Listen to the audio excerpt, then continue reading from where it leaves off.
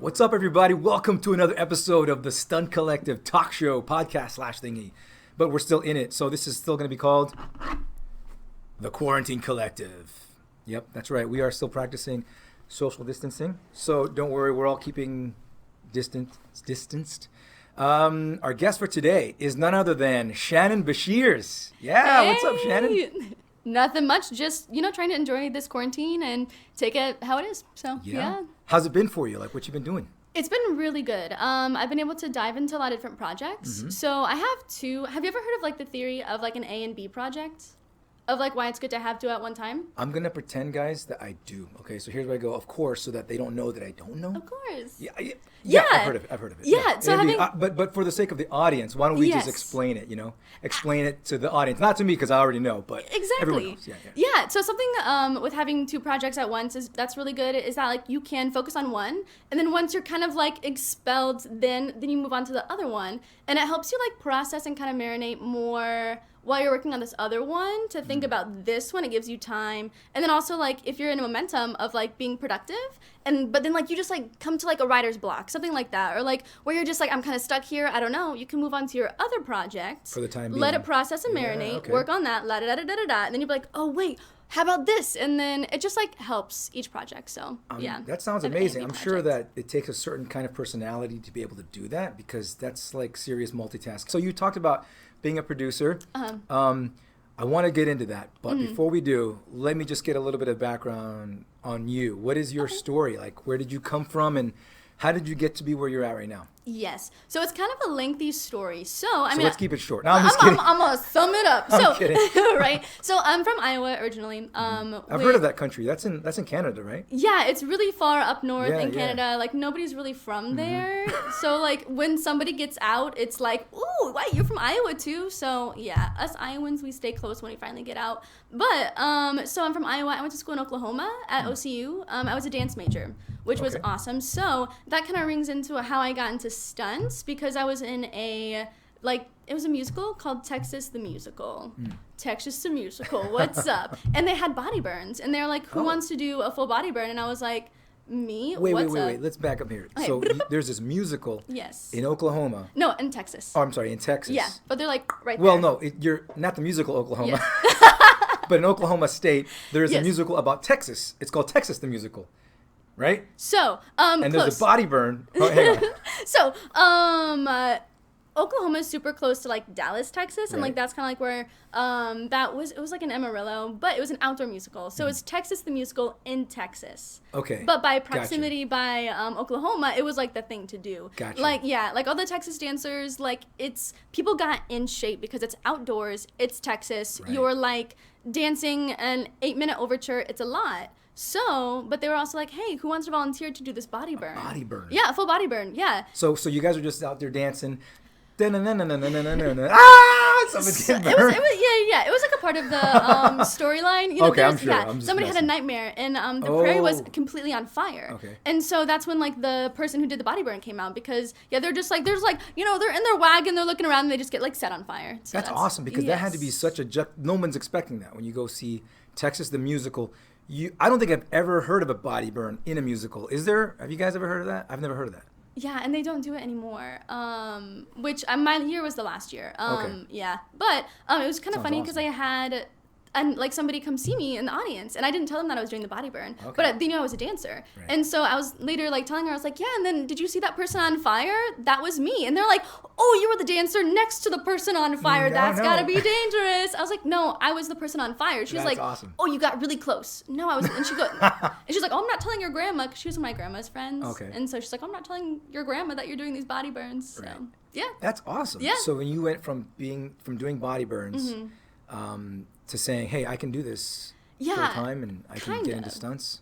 Yeah, I asked because of my frame. I was like, is this something that I can do? And somebody was like, you can be a child stunt double. You can like see how that works. Absolutely. Yeah. So then I was auditioning for just like a theme park in Oklahoma called Frontier City. Let's go. And they also had a stunt performer role. And I was like, what is that? And they're like, oh, sorry, we don't cast women, like whatever. Yeah. And I was like, really? Bet. Cool. And so then I read them sides, and they were like, okay, so she can act. And then they were also like, oh, wait, you have full body burns on your resume. And I was like, I do. And they're like, have you ever done high falls before? I'm like, no, but I'd be willing to learn. And so then I went to their movement, like, little, like, test out kind of thing, and they're like, oh, wait. And so then I became one of their gunfighters. And I was, like, the first woman in, like, 20 years to do that. Really? Yeah. That's awesome. Yeah, I didn't know any of this about you. So yeah, just so you guys know, random. like, set up this interview with Shannon.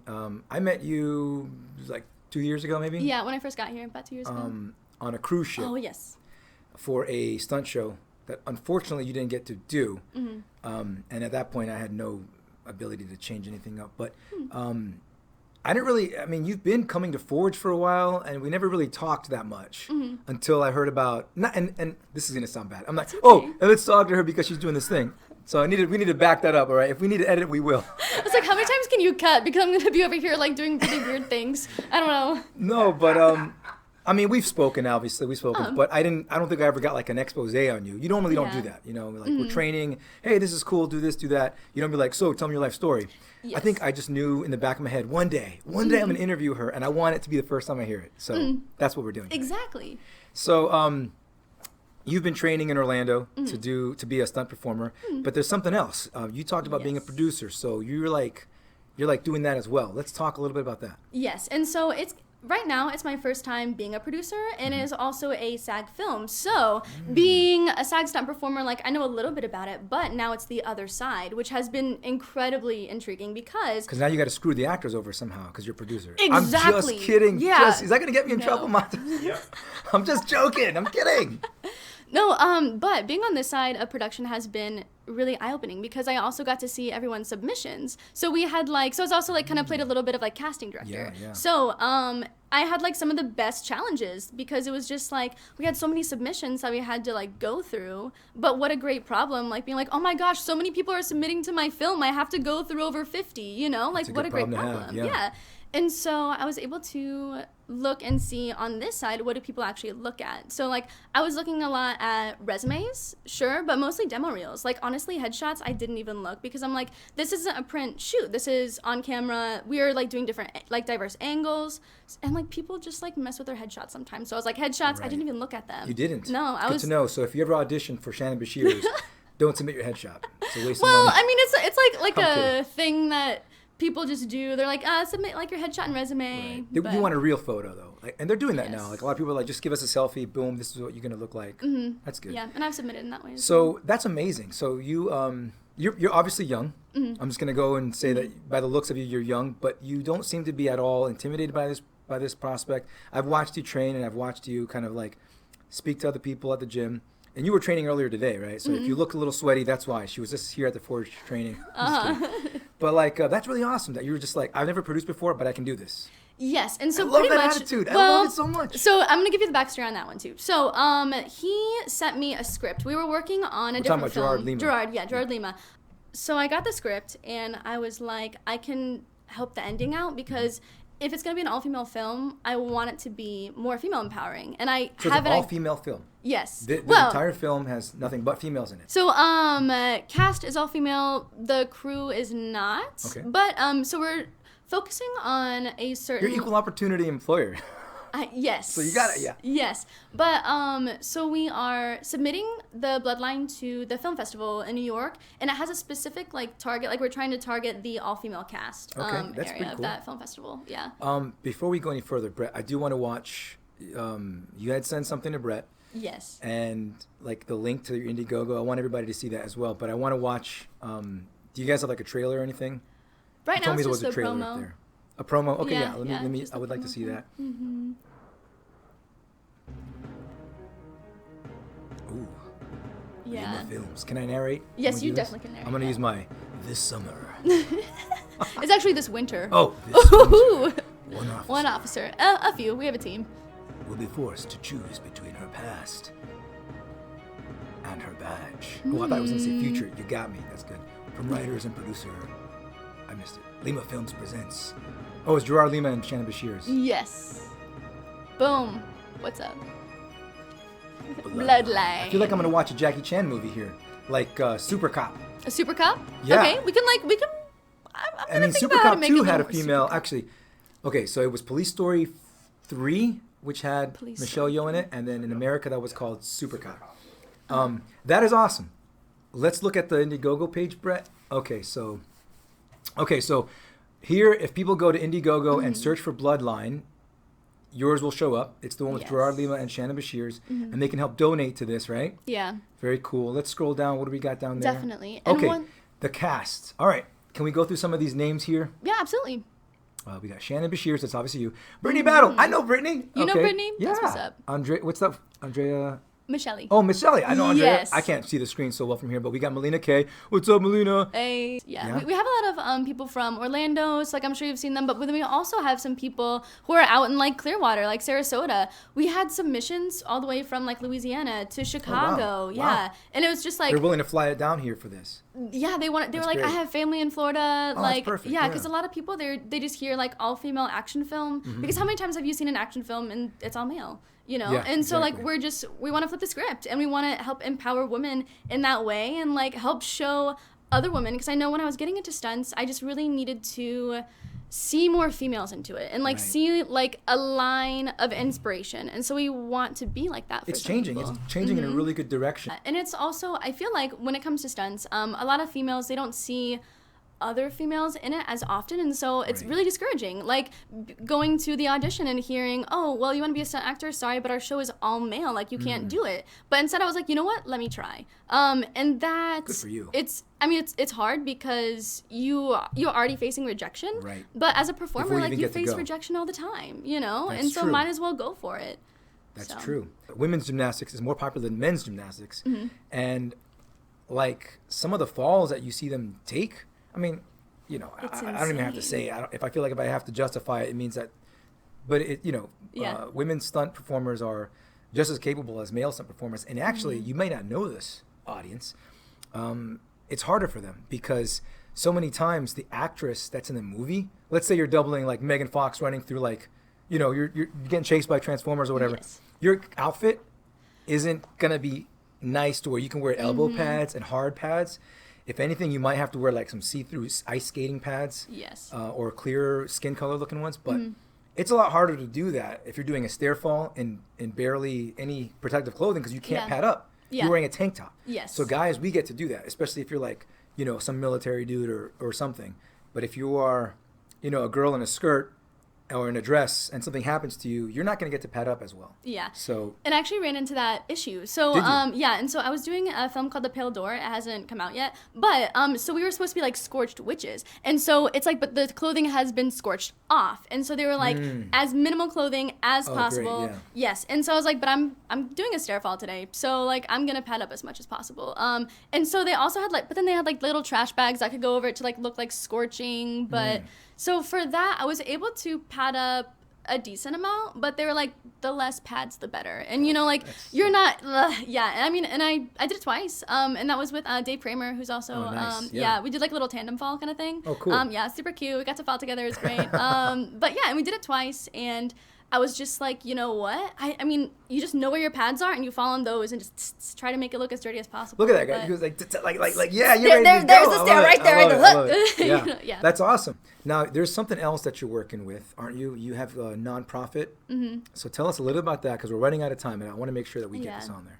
Yeah. So my nonprofit is an arts nonprofit, and so that's kind of like more catering to the realm of like me being a dancer, an artist. And so that is out on Pine Ridge Indian Reservation. It is one of the like most impoverished areas in the nation because some people are like, why are you doing it there? And it's like there's so many areas honestly in the US that like do need more access to the arts, but this is one that I'm focusing on right now. If you know anything about history, it's like the reservation that Wounded Knee happened on, like that's a pretty big deal. But so I was volunteering with a nonprofit there when I was younger, and that's kind of how I got connected there. Okay. Yeah, and so I have a business partner, pretty much like my board of directors, they are all on the res except for me and one other person. So we also have like people there who are like know about the community and what they need, because it's just it's also a different culture a little bit, you know, like there are just certain things that I'm running into, like they're really protective of their children. And so when I have like social media and I want to post about like all these cool things that we're doing, it's like they're very protective of their children because they're getting stolen from the reservation. Wow, so there are just certain things that you forget about that you have to be careful about. So yeah.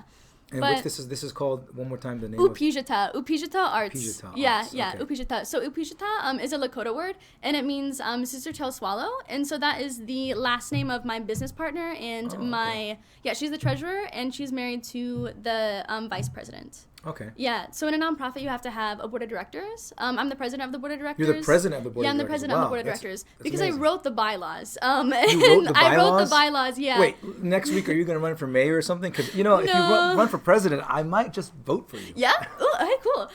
But I have a lot of experience with bylaws because I was like the president of my sorority. I was like in the SGA. So I was there like is the vice some merit president. to that, guys, in like joining a fraternity or sorority. There is. It You was learned like a a lot. new upcoming. I learned a lot about finances. Honestly, I An learned. organization. I mean, that's huge. Yes. Yeah. Because honestly, if I wasn't the president of that sorority, if I never got into the SGA and was the vice president of that, I would look at bylaws and be terrified. But I've been able to amend and like form bylaws through doing that. So like this was like, I got it. What's up? So I've actually been like taking my bylaws and I made them a template because people have been coming up to me like, hey, how do you start a nonprofit? And so I've taken that template and like just given it to people because like I was able to come from a place of privilege, like with that education. And that's also another thing, like being able to go to college is huge. Just being able to go there and experience other people that are like-minded and kind of the open-mindedness, I guess, that takes place at a college or university campus is that in and of itself is kind of an education, isn't it? Yes, definitely. And so that's why like people are coming up to me and they're asking me how to do it. And I'm like, this has taken honestly over 6 months of my own research. Wow. But like I'm able to look at it and understand it because of my education. Right. So I'm like, here's my bylaws template. Like here's a resolution to open up a bank account. That's like, awesome. Do you guys even know what a bylaw is? What's the difference between a bylaw and a regular law? Is that when like the laws go away and they go bylaw? Is that what that is? Close. You can amend them and they can go kidding. goodbye. But so bylaws, they're like a governing document of an organization. And so there are like certain things that the IRS looks for in a nonprofit that you have to have within the bylaws so that they'll grant you the nonprofit status. I've done a lot of research. Yeah, that is amazing. So, That is quite a bit. That's amazing. You're an amazing person, and we're glad to have you here. We're glad that that you visit us here at Forge by the Stunt Collective. Forge is awesome. Oh, you don't have. I didn't tell her to do that, guys. I did, but we're really looking forward to your projects. You've got we're looking forward to continued and furthered success with Upijata, yep. And with Bloodlines. Really looking forward to that. So once again, if you want to donate to Bloodlines, where should we go? Indiegogo, Bloodline. It'll be like the first one. At least when we did it, it was the first one. Maybe that's like a location proximity thing, filter. I don't know. Okay. But look for Gerard Lima. Yep, Gerard Lima and Beshears, Shannon Beshears. You've got a lot of gumption and a lot of momentum. Keep it up. Thanks so much again, Shannon. Yeah. Thanks, guys, for watching. We'll catch you next time on the next Quarantine Collective. Yeah.